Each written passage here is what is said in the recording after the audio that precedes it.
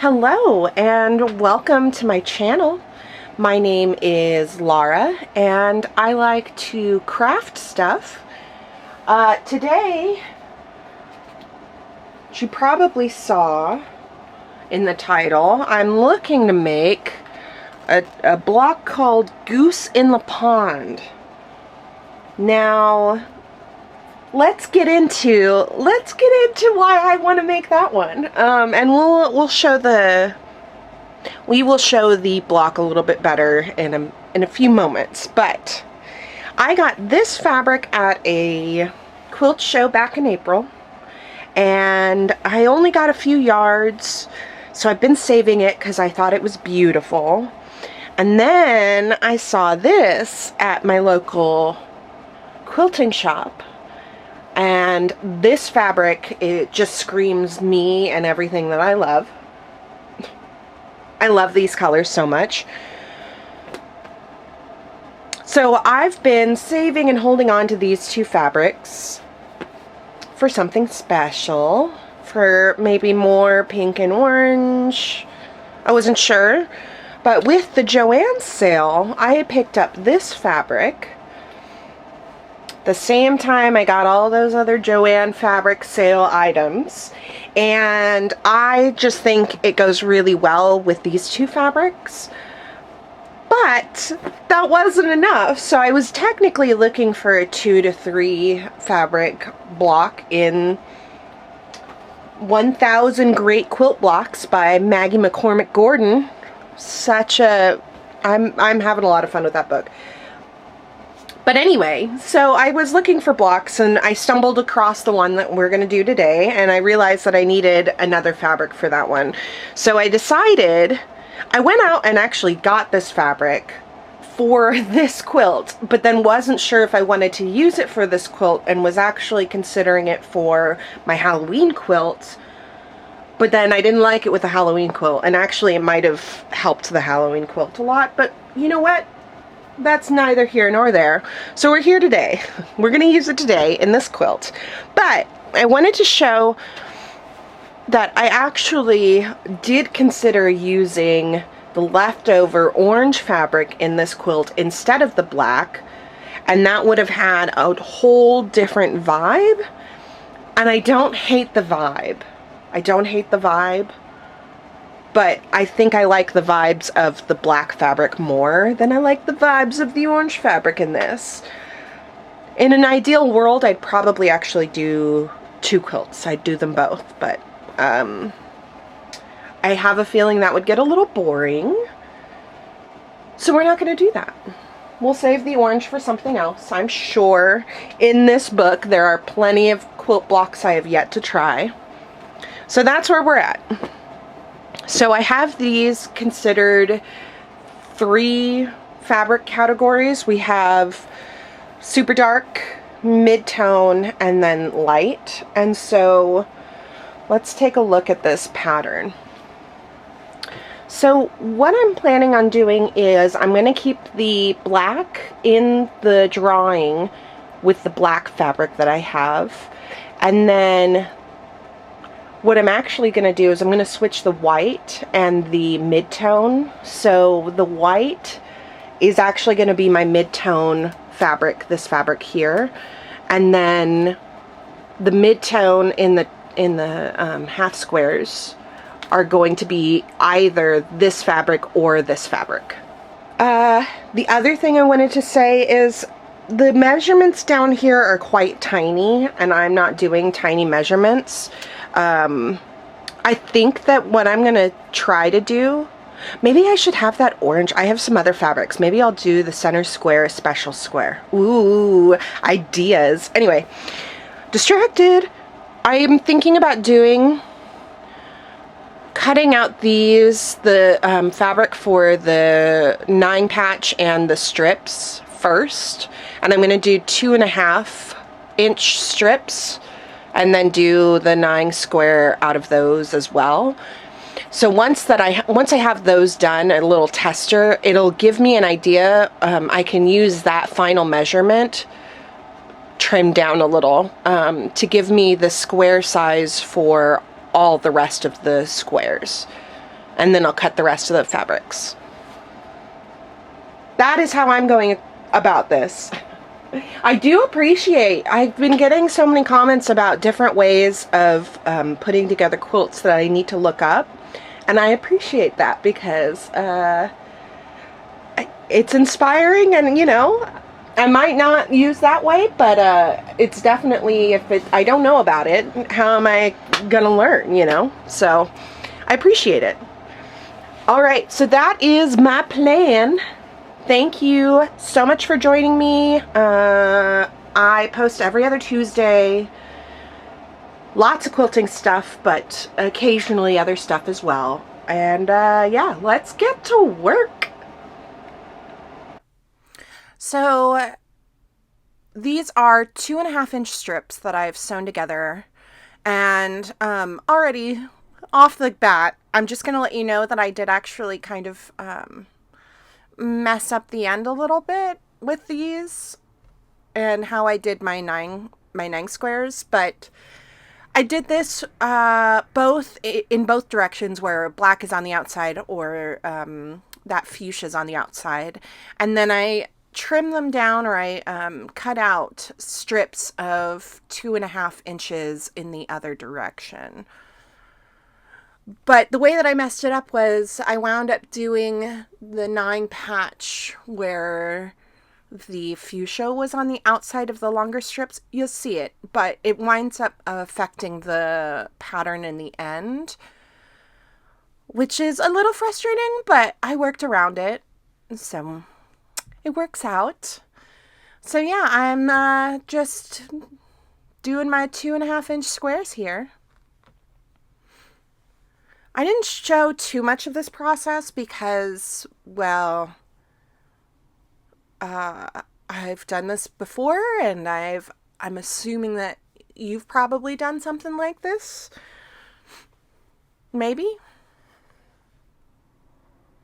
So last weekend, well, I guess not last weekend, the weekend before last, I got a kitten. Her name is Abigail. Can you say hi, Abigail? Meow. She's not really a meower. That meow was me trying to get her meowing. She's on my lap right now. She's so cute.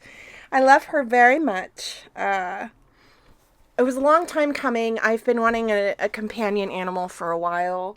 I've just been nervous about being able to commit and take care of an animal like that. But the past few years living in the house, the cat that you've seen in the videos is actually my roommate's cat. And I love her so much. I love her so much. In the past few months, I've been letting her into my room and snuggling with her. And it's just gotten to a point where I know my heart is going to break when I move out, because she's not my cat. And so I got my own little baby. She is 9 weeks old, and her name is Abigail. She's a tabby with little white paws, short hair, and I said that I love her because I love her. Here I am sewing my 9 patch. So what I should have done was I should have had the fuchsia in the corners on top and bottom rather than in the middle on the outside. I don't know if that makes sense, but as a result, it wound up changing how the layout was going to be just a little bit. But, you know, I like the end result. Spoiler alert. Abigail's been super good. I took her to the vet, and she did really well at the vet. And she's slowly meeting Love, my roommate's cat. Love isn't particularly happy. She's been hissing here and there, but I've been trying feeding them on either side of the door and swapping out blankets so that they can get the smell of each other. And it's been a week like that. And Abigail's, I think, getting a little tired of being only in my room. So we've been slowly bringing her out and doing like play dates down in the living room. She'll get there. They'll get there. I have hope, especially since Love is a sweetheart, and they did actually nose butt today and didn't hiss at that moment. They did hiss later, or rather Love hissed later, but you know. Cats are funny and adorable, and I love little Abigail. She's very playful, but pretty good. I've been trying, luckily I work from home, so whenever she's at risk of getting into trouble, I just go ahead and play with her so that she's playing with something she's supposed to be playing with and not things she's not supposed to be playing with, like the computer wires. Here I am cutting 6.5-inch squares, which is the final layout for the squares. The final size for the rest of the squares was 6.5 inches. So this is the block that's going to be going. So we have the 9 patch in the corner, and then these are connecting those 9 patches. And if I had done it the way that I originally was planning on it, the black would be on the outside of this, and the fuchsia would be on the inside. You'll see when this matters. I'm just bringing it up in case you are following this step by step to do. That I did have to switch those out. Abigail is a very, very sweet girl, and we picked her up from Battleground. My friend Taz drove, which was I'm so grateful for, because I'm a big scaredy cat when it comes to driving on freeways, and where we picked her up is about an hour away from where I'm at, and we would have to get on a freeway, not an hour, maybe 30 minutes, but so I'm grateful that Taz was able to drive, because then that meant that I didn't have to be a scaredy cat, and I got to have Abby on my lap on the way back. On my lap in a crate. I did have a crate. I had multiple things already picked up for her when I went to go pick her up. She's so cute. I love her so much. She does this thing where she hides in the blankets and then narrows her eyes to like hunt, and it's absolutely adorable. Except when she's hunting you, and then I have to bring out the toy because I am not prey. I am your mama. I am not prey. So here I am laying out the final block. I, again, did 6.5 inches for the actual like squares. And while I was originally planning on just having that orange in just the center, because of how this wound up being laid out, I had to do it instead of the fuchsia for the plain squares that wind up being on the outside of these.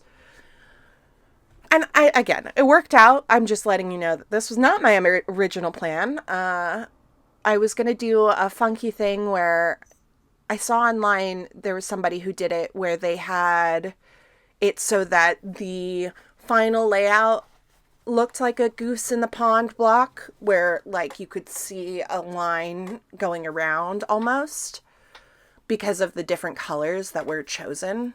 I don't think I'm describing this very well. So maybe I'll just do this quilt again in the future, and I will show you what I mean.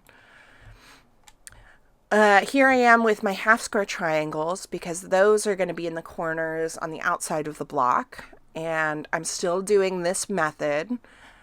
I have been having weird issues with tension, so there's not a lot of sewing clips in this video. I think I've got it figured out, but one of the tips was to try new thread and also get new needles, and I have not done that tip yet. It's doing better, so like I just adjusted the tension and the foot level, and it seems to have worked itself out. But yeah, what kind of thread do you guys use? Is there like a preferred thread? I kind of just pick up the largest spool that's at the store because it's usually cheaper, and then I don't have to buy thread that often. But if it's causing my machine problems, maybe I shouldn't do that. I don't know. And then with that, so with my half squares, I sew 2 lines down the middle, diagonally from corner to corner, and then I cut them apart and I iron them open. And that's how I do half square triangles. For these half square triangles, I did actually cut them out to be 7.5-inch squares, which did have me wishing I had a larger ruler because that was kind of a pain to cut out.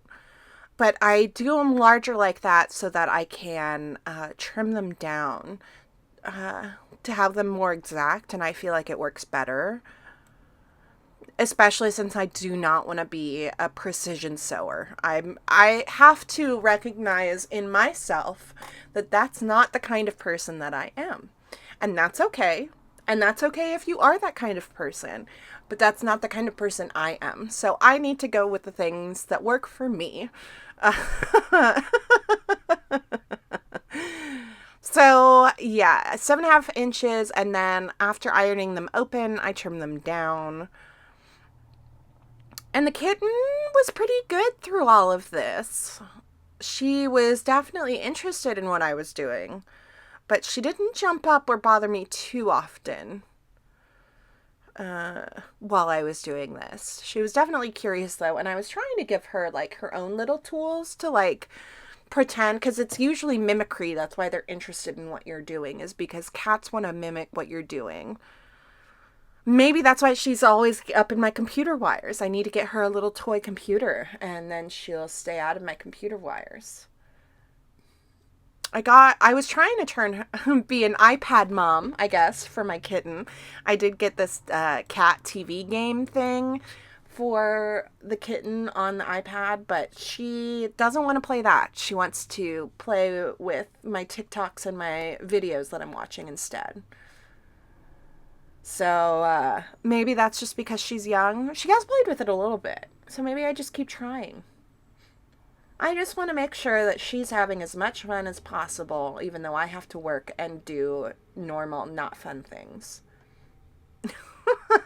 And if that means giving her an iPad so she can pretend to catch fish, what's the problem with that? Cats are supposed to be spoiled rotten. That's why they're here. Is to be spoiled rotten. Well, she's giving me a cute look. Okay, we'll stop talking about my kitten. Or not, because she's actually going to show up in just a few seconds. I got her cute little collars with suns and moons on them, or moons and stars. Yeah, she's so small. She's so cute. And here she comes. Look at how cute she is. My little baby. My little baby. Oh, so cute. So cute. And then here I am ironing those squares open. The colors I feel like really did go well together. I'm really happy with my color choices. I think that the big polka dots technically did better, in my opinion, from far away, but ultimately I think that they all worked really well together. And it actually has me dying to go to the fabric store to pick out colors that go together for another quilt. But not this paycheck. Maybe next paycheck. I also was not too concerned about which direction I was ironing the seams. However, because of the way that I lay it out, usually when I cut them in half, I then put them on top of each other, facing each other. And so as a result, when I go to iron them, they wind up being opposite every other, which is nice. So here I am laying out the larger block pattern. Now that I have my center block and my half squares and my squares, everything's all trimmed down. I'm gonna start laying it out. So I calculated enough to have 9 total squares, like final blocks, I guess. 9 final blocks, because I'm saying squares for the squares of fabrics. And I decided to alternate between the polka dot fabric and the other fabric. And I love the way that that winds up turning out. I do play around with the placement, and this is where actually I realized that I did the 9 patch wrong. As you see, the fuchsia square that I laid out is right next to the strip of fuchsia, and that should have been right next to the strip of black. And it would have worked out so much better in the way that I was originally planning on having like a connecting square through the orange squares. But I didn't do it right. And I realized as I'm laying it out that I don't like that the fuchsia is right next to the fuchsia strips. And so after laying it out, I do change around the layout just to play around to see if I'm going to like it in a different way. You know, it's one of those things where sometimes you gotta adapt as you're going along. I know that some people have like a wall of felt where they can just put up their blocks on the wall, and it's a lot easier to change things as you go. But I am not there yet. I just live in a house with some other people, and you know, doing my best. So because of the purple situation, the fuchsia situation, I'm trying to see if I want to change the direction of the half squares. I decide not to, but I do keep the connecting orange squares where they're at. So on the outside ring, there's those 6.5 inch orange squares. I decided to do that for all of the blocks. I was gonna, like I said, do it so that it was gonna connect in a giant square on the final quilt, but it didn't work out this time, and that's okay. So yeah, this is the final way that I've decided to lay out the quilt. And I sewed the strips together first, and then just did like basically an H border for the block. Pretty simple. I'm sure there is an easier, better way to do it. This is just the way that I've done it. And I really do like the final layout. And here is the final quilt. I am obsessed with it. I think it turned out really well. I'm really happy with all of my seams. Even though I'm not a precise quilter, they really lined up nicely this time around. And then I was like pretty sure that you would be able to see that I alternated, and like you can if you're really looking closely. But the diamonds that have the alternating half squares are what really draw my eye, which is not what I was expecting, but I don't mind it. I like the way that it looks. Overall, I'm really happy with this quilt pattern, and I would definitely do it again. I like how almost classic it looks, but also because of my color choices, it looks modern.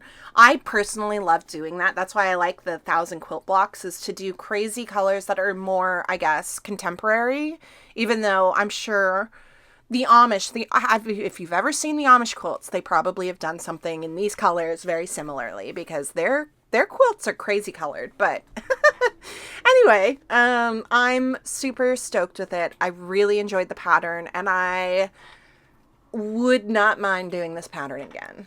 And I can't wait to have this quilted and eventually on my bed, because yes, this quilt is going to be for me. Because I like it, okay? I'll make quilts for other people, I swear. Thank you so much for joining me. As always, I really do appreciate it. I post every other Tuesday, or I try to. I've been really into quilting, but you never know, I might post something else, crafty-wise. If you want to, like and subscribe, and I will see you in the next one. All right, bye!